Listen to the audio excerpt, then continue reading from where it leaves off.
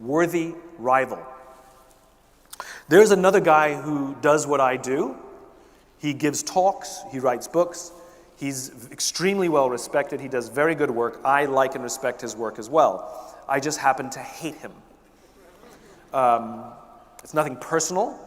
He's always been very kind and respectful to me whenever I've seen him at engagements, and yet I irrationally hate him. And because of my hatred for him, I am very competitive with him. And I will regularly go online and check my book rankings, and then immediately go and check his. Mind you, I don't check anyone else's, just his. And if I'm ahead, I'm smug. And if I'm behind, I'm angry.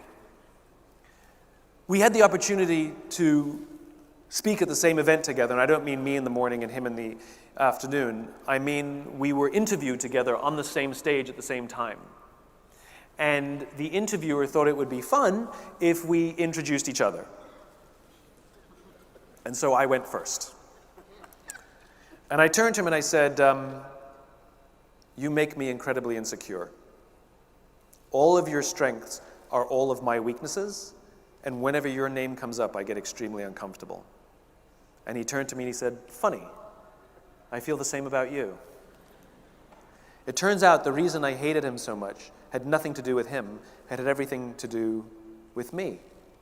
It's because his strengths revealed to me my weaknesses, and that made me feel insecure, and it was easier to channel all of that energy against him. It was easier to channel all of that energy into trying to beat him in order to make myself feel better, rather than to take a hard look at myself and say, I've got some work to do.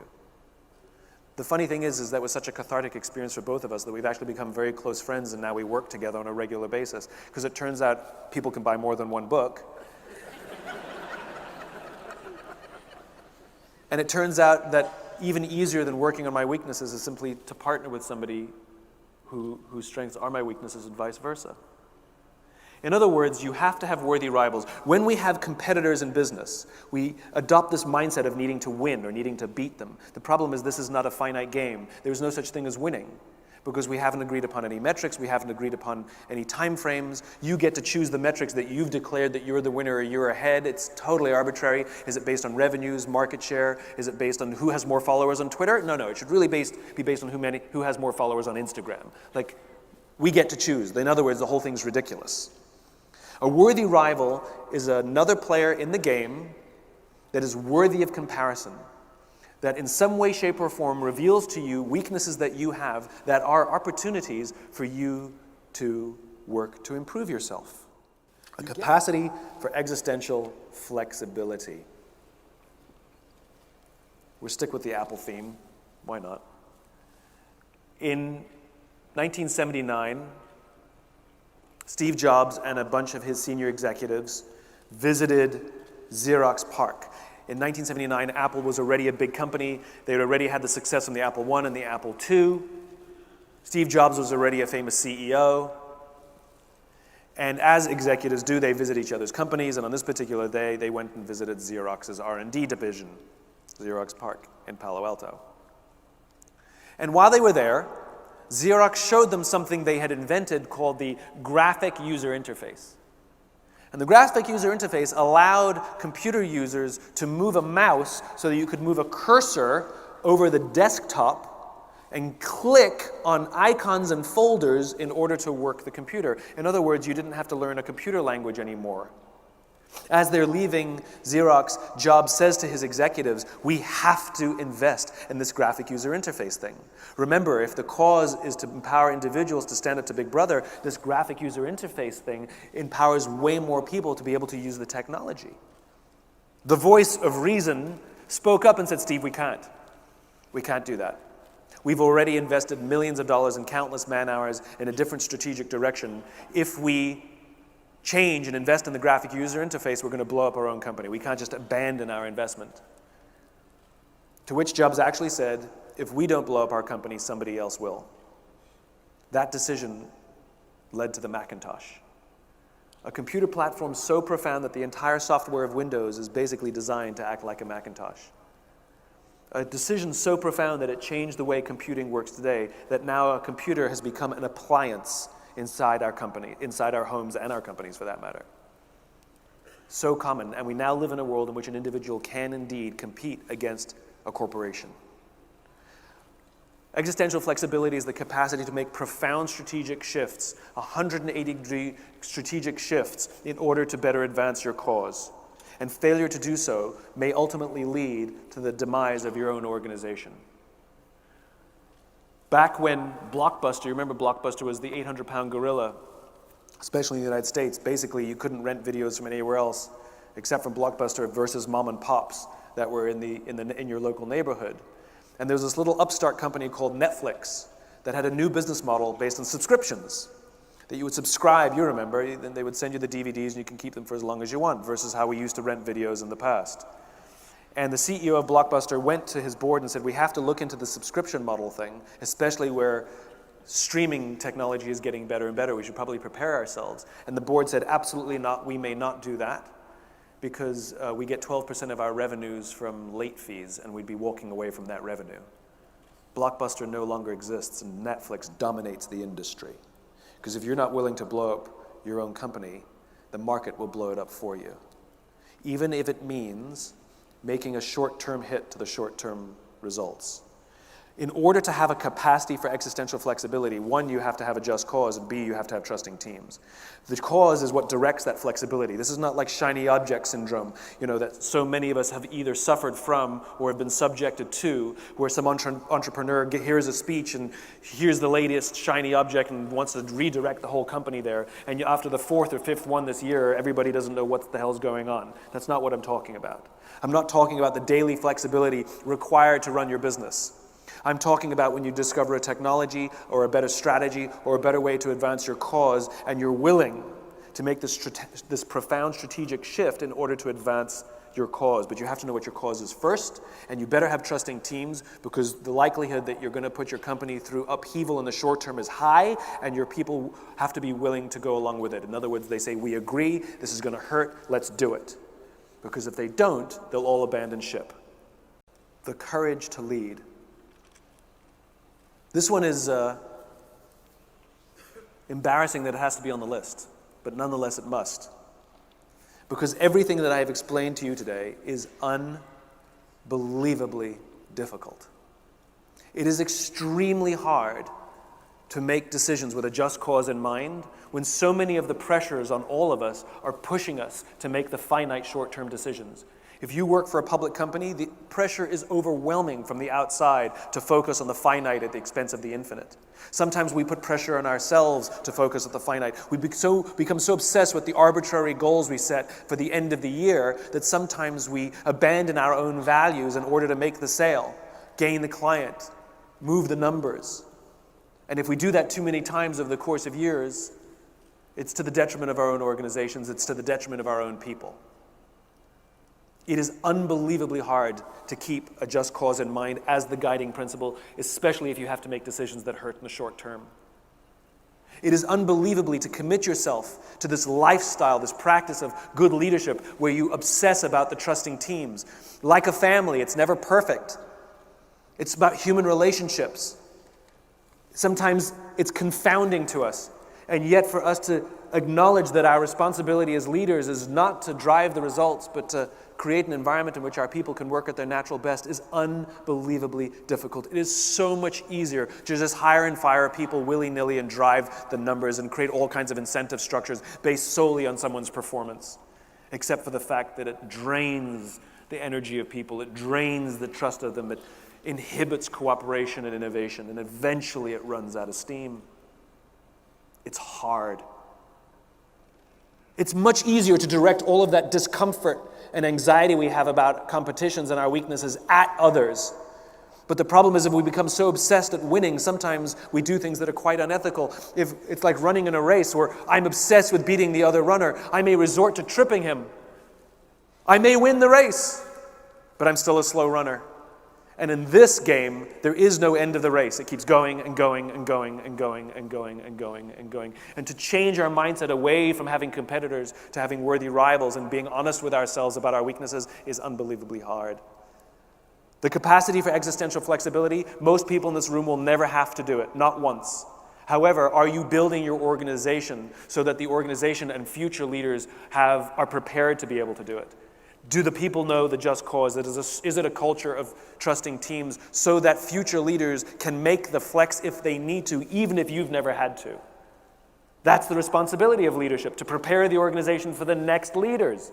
If you are perfectly satisfied with the fact that when you quit, your company will go belly up, I got no beef with that.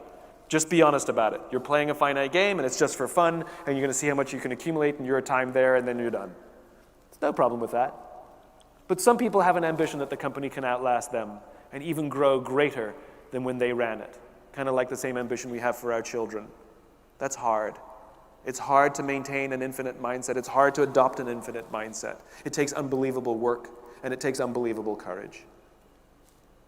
The company CVS, the chemists in the United States, had a vision statement, had a just cause that they would protect the health of their employees and their customers.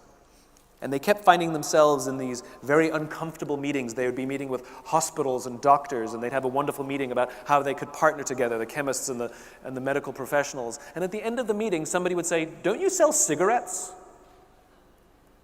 And so one year, they decided that they were going to remove all the cigarettes from all of their shops. It was a move that would cost them billions of dollars of revenue. Billions, with a B. Wall Street lashed out against them at the announcement. They stuck to their guns. Analysts said silly things like, those cigarette sales will now go to other places, predicting the future. And yet when all the cigarettes were moved out of their stores, something happened. Sales either stayed the same or went up.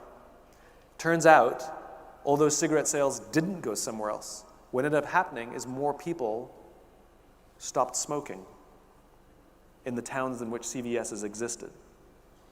In fact, what also happened is people were so enamored by the fact that they would make such a courageous decision based on cause and not money, that people spent more money at CVS or would travel out of their way in order to do business with CVS. And the employees spoke with remarkable pride about how much they loved working at this company that was so courageous, that was willing to do the right thing over the expedient thing. Their competitors, Rite Aid and Boots, their CEOs were interviewed and asked, "Are you going to remove cigarettes from your stores?" Incidentally, both those organizations had vision statements on their websites, you guessed it, to protect the health of our customers. Same vision. And yet Rite Aid said, "We're continuing to examine the situation, and we continue to sell smoking cessation products." In other words, they're going to sell a nicotine patch next to a pack of cigarettes, which is much like selling a donut next to a diet book, right? One is an impulse decision, the other one requires a little work. Turns out, even somebody who wants to go on a diet still buys a donut if you offer them the opportunity. Boots was even funnier. They said that we are selling cigarettes in compliance with all local, state, and federal laws. That's not courage. The law is a much lower standard than ethics.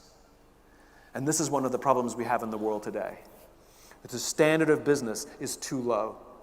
The standard of modern business is predominantly driven by a theory proposed in the 1970s by a man named Milton Friedman. Milton Friedman was an economist who gave us the responsibility of business. He said the responsibility of business is to maximize profit within the bounds of the law. That is a very low standard. Let me show you what the bounds of the law produces. When the Titanic was built, it was considerably larger than all the other ships that existed in the day. And the regulations that governed lifeboats in the day were governed by size, and they didn't have a lifeboats for all provision yet. And the largest vessels of the day were ferries.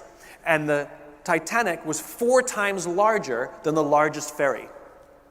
So what the Titanic builders did, expressly to save money, was put empty berths for lifeboats on the decks of the Titanic, but they only put enough lifeboats as required by regulation, which, as it turns out, was 1/4 of the number of passengers that they would be carrying.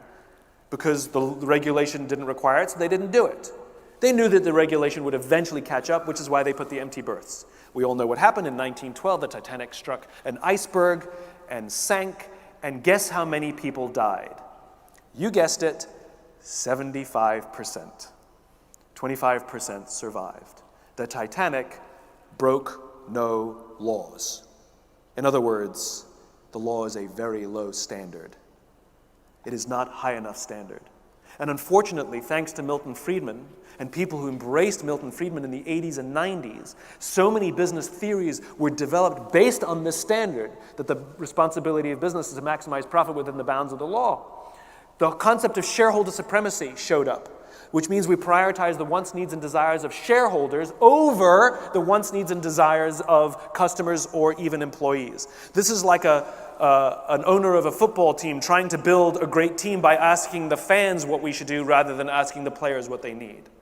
Doesn't work so well. But because of the 80s and 90s, these boom years, the concept of shareholder supremacy became normalized. The ideas of using redundancies on an annualized basis in order to balance the books. Think about that for a second. We're going to use someone's livelihood so that we can meet our arbitrary projections at the end of an arbitrary time period. And companies use redundancies and layoffs even when they're profitable. They just weren't as profitable as they predicted. Think about the ethics for that for a second. Forget about the people who lose their jobs. Think about the unbelievable stress it causes to the people who kept their jobs. Because what they've basically been told is this is not a meritocracy and no one here is safe. Do you think they're giving you their all the next year? No. They're hiding from you. And they're lying to you. And they're faking every single day because that's the business model we've provided. The idea of rank and yank, where we promote the top 10% of performers and fire the bottom 10% of performers, became normalized in the 80s and 90s. The evisceration of regulations to protect us from speculative investing were destroyed in the 80s and 90s in the name of profit. And now we've had 3 stock market crashes in the past 30 years, where from the Great Depression up until the 1980s, we had 0. In other words, we have an outdated business model. Even GE itself, Jack Welch was hailed as a hero of business for everything that he proposed. He was a Milton Friedman acolyte. He became the poster child of what leadership looks like in the 80s and 90s. GE needed a $300 billion bailout in 2008, and who knows if it's even going to survive for the next 5 years. It was not a company built to last. It was a company built with finite mindset for finite success. We need to completely reimagine business as it exists. We need to reject the finite mindedness of the 80s and 90s, and we need to embrace the infinite mindedness for the next millennium. And the irony is, it's good for businesses. It's good for business. The organizations that are led with a finite, infinite mindset, those infinite-minded organizations tend to outperform their competitors over the long term. They tend to have much higher levels of innovation, much stronger teams where the people don't leave and quit at the slightest shudder. They hunker down and say, how can I help? And for those of us who have to work there, those are the jobs we love. All of this raises an interesting question. What does it mean to live an infinite life? Clearly, our lives are finite, but life is infinite. We're born, we die, but life continues with us or without us. Which means, though we don't get to choose the rules of the game, we do get to choose how we want to play in this infinite game. And we can choose to live our lives with a finite mindset or an infinite mindset. To live our lives with a finite mindset means we wake up every single morning trying to make more money than anyone that we know, to maximize the amount of power that we have, to gain power and sort of oversee the world, control the world, domination. And when we die, we leave it all behind. It's only fun while we're living. Can't take it with you. People hate us. It causes health problems. You look at a lot of these finite-minded entrepreneurs who've done really well in life and go look in their medicine cabinets. Look at the qualities of their marriages, the relationships they have with their children. And it paints a different story. To live our lives with an infinite mindset means we wake up every single morning and think to ourselves, how can we have a positive impact on the people around us? That one day I can meet a remarkable entrepreneur, a remarkable business leader, and say, how did you become who you are today? And they will mention your name. They will talk about the lessons they learned from you. how they learned to be a better version of themselves, to take care of the people around them, and that everything that they've learned today came from somebody else. In other words, you have literally lived on beyond your own years. I had a chance to sit down with Sir Richard Branson, and I asked him a question. I said, how should we judge you after you die? I asked him. I said, what did you build at Virgin? What about Virgin are you most proud of that you will want to be remembered after you die? And he got very annoyed with me. And he said, do not judge me by anything that I have ever done at Virgin. He says, if you want to judge the quality of my life, you judge the quality of my children. That's an infinite mindset. Every single one of us has a choice whether we want to live our lives with a finite mindset or an infinite mindset. It is just a choice.